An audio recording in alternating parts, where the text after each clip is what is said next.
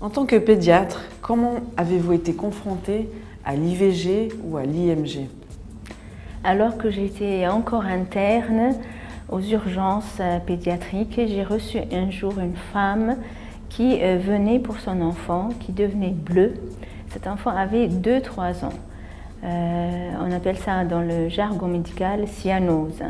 C'est un symptôme qui est rare à cet âge-là. Alors, je lui ai posé les questions. Dans le dossier, on remplit les antécédents personnels, les antécédents familiaux. Cet enfant, il est né à quel âge, prématuré ou non.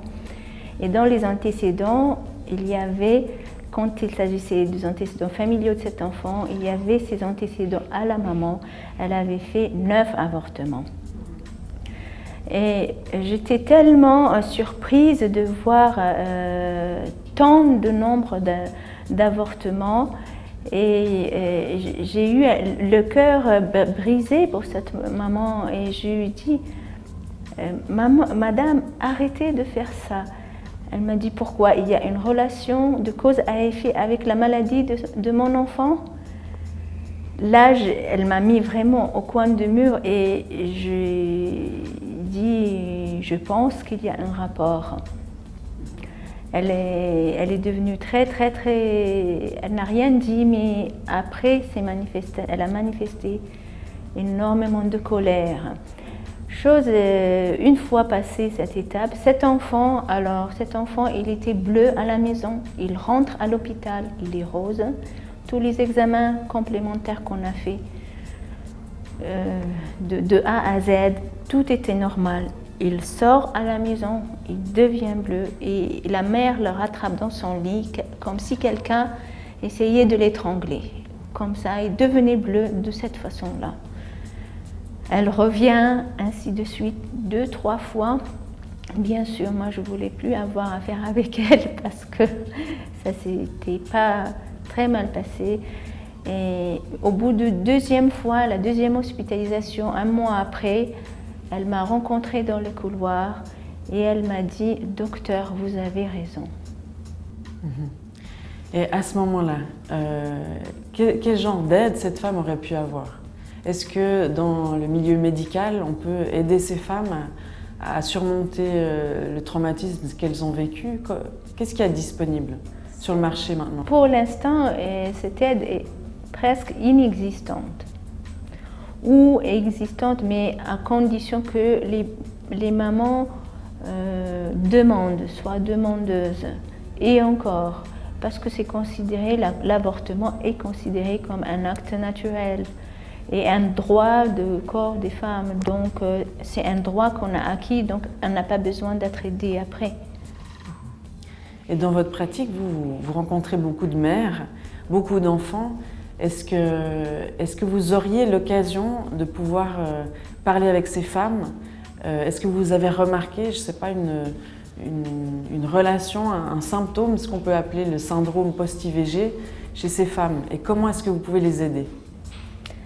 Oui, bien sûr, il y a une dépression qui s'installe, il y a des relations avec le mari qui deviennent difficiles, avec les enfants qui deviennent difficiles.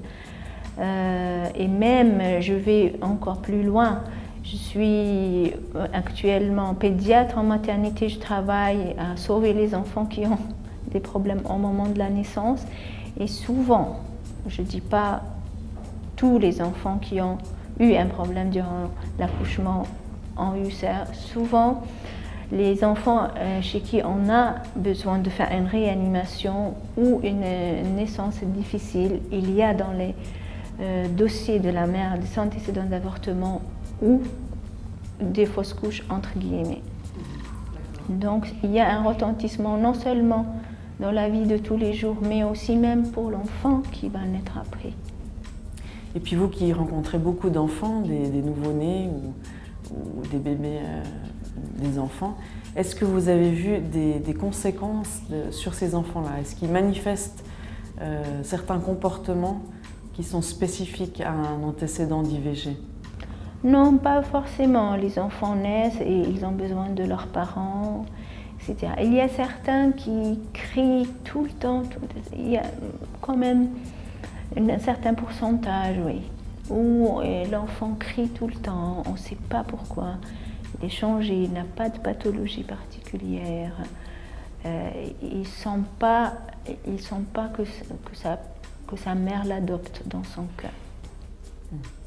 Est-ce que vous avez remarqué, peut-être au niveau de la relation mère-enfant, est-ce que vous avez remarqué des choses, des comportements, des signes qui vous permettraient de... Énormément, bien sûr. Ces mamans, elles ont peur de tenir l'enfant, elles ne savent pas comment faire. Elles veulent qu'on leur montre chaque chose, même les choses qui sont naturelles et qui, même le prendre dans les bras, dans quel sens, comment. On leur dit, fiez-vous à votre instinct, je n'ai pas d'instinct. Je n'ai pas d'instinct, je ne sais pas quoi faire. Je ne sais. Et elles ont peur de l'enfant qui est devant eux.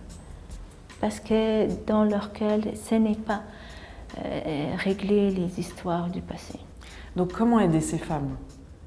Qu'est-ce que vous pouvez leur proposer, vous, à l'heure actuelle? Excellente question. Une prise en charge. D'abord qu'on reconnaisse que ce n'est pas un acte banal, qu'il y a une conséquence dans la psychologie de la femme. Au fond d'elle-même, elle garde cette séquelle et elle n'en parle pas.